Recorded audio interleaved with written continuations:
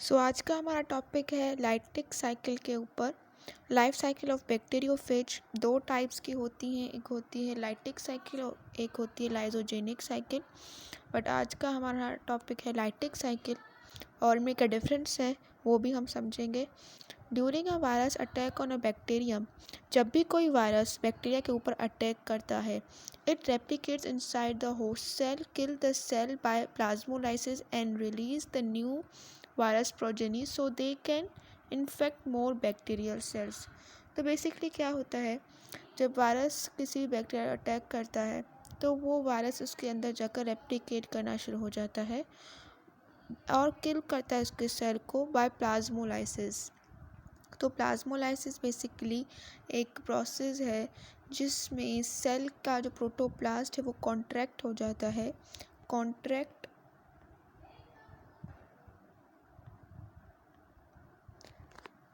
Contract protoplast, मैं protoplast लिख लेती हूँ।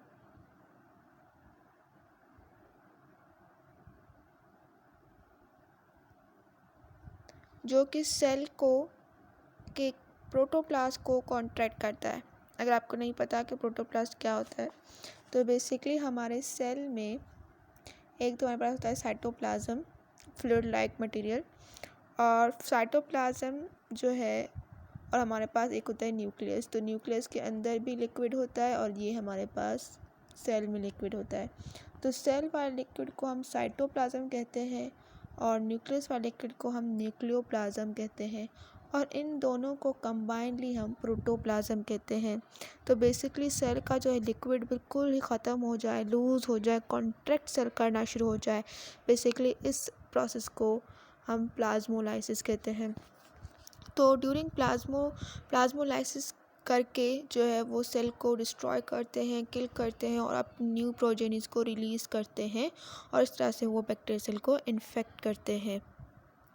This type of cell cycle called lytic life cycle. इस टाइप के सेल साइकिल को हम लाइटिक लाइफ साइकिल कहते हैं।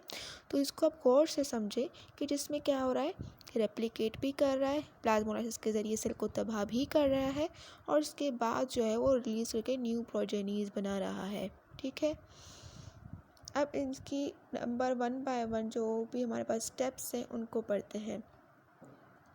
अब फेज अटैचमेंट में बेसिकली क्या हो रहा है कि हमारे पास जो बैक्टीरियोफेज है वो वायरस की बॉडी के साथ बैक्टीरिया की बॉडी के साथ अटैच हो रहा है।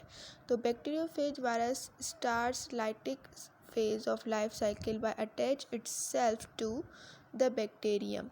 At this stage, interacts with a specific bacterial surface receptors. This attachment is reversible and specific to the host bacterium.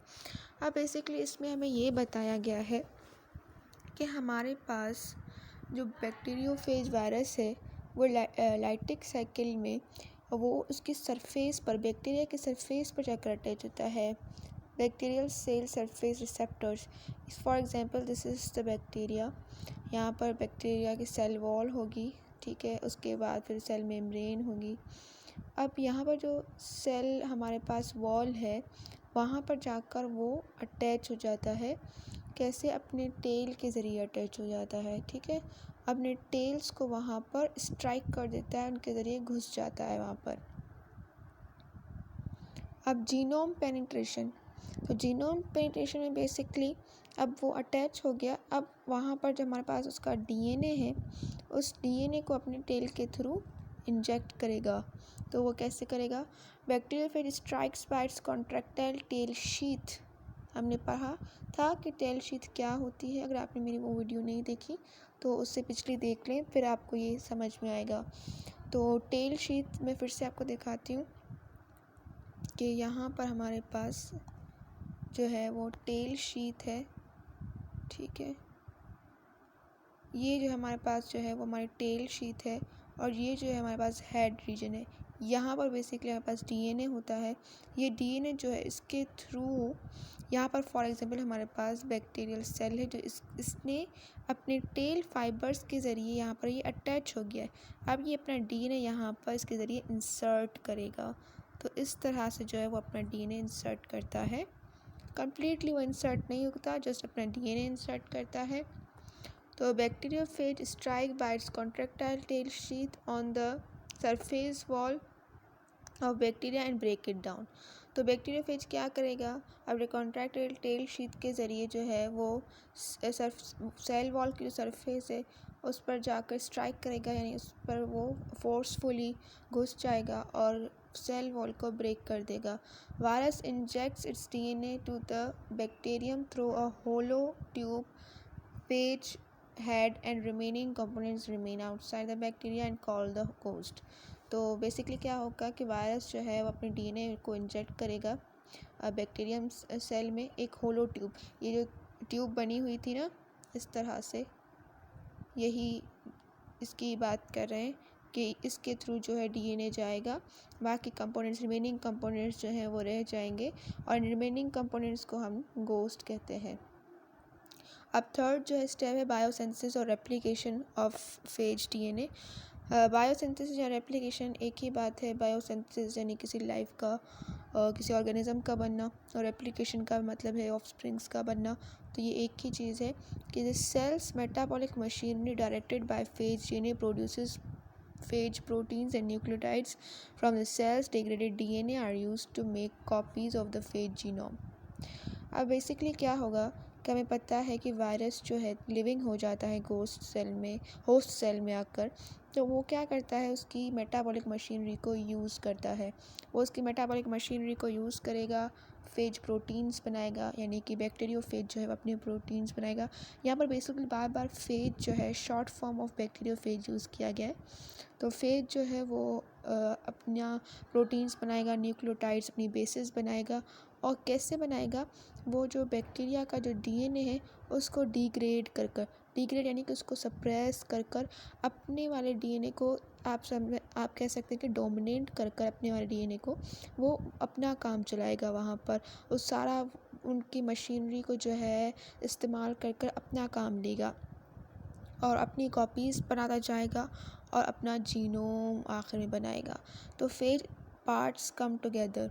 अब क्या होगा इस प्रोसेस में, बेसिकली हमारे पास रेप्लिकेशन में पार्ट्स जो हैं वो डिफरेंट पार्ट्स प्रोटीन के बन जाएंगे। फेज का हेड बन जाएगा, टेल बन जाएगा और टेल फाइबर्स बन जाएंगे, फॉर्मिंग डॉटर फेजेस, ताकि वो अगले स्टेप में डॉटर फेजेस बना सकें। अब मैच्योरेशन जो है इसमें क्या होगा, जो हमारे पास हेड, टेल और टेल फाइबर्स बन चुके हैं, अब वो सारे असेंबल होंगे और एक DNA की शक्ल इख्तियार DNA भी हमारे पास बन जाएगा और हमारे पास ये भी बन जाएंगे, तो पूरा एक वायरस की शक्ल इख्तियार कर लेंगे।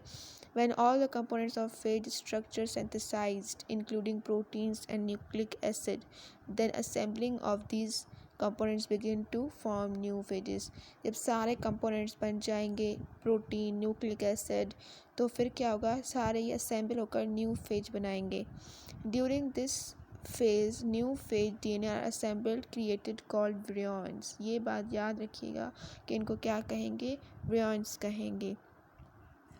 अब हमारे पास जो लास्ट स्टेप है वो है lysis and release of phase.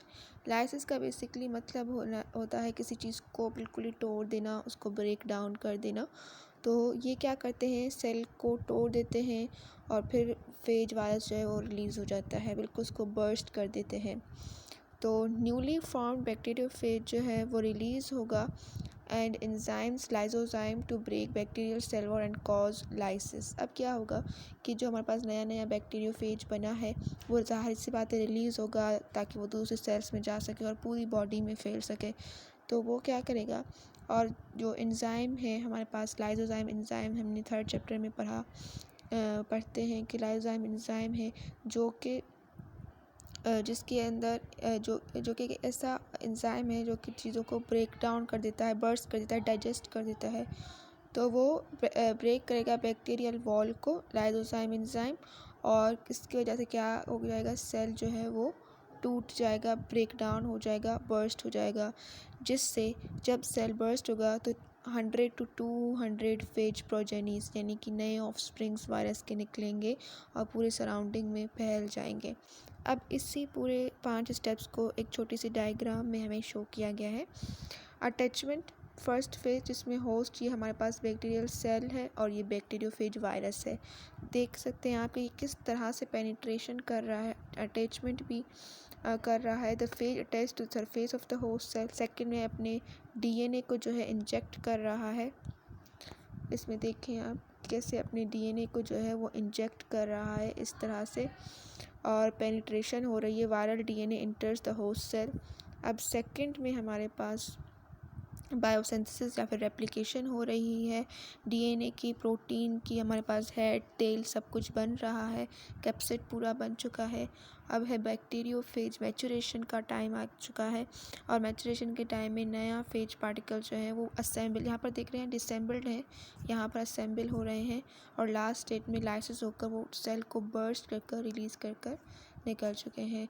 तो कमेंट्स में ज़रूर बताइएगा कि आपको ये वीडियो कैसी लगी, और कोई भी कन्फ्यूजन है तो ज़रूर कमेंट्स में पूछिएगा। Thank you.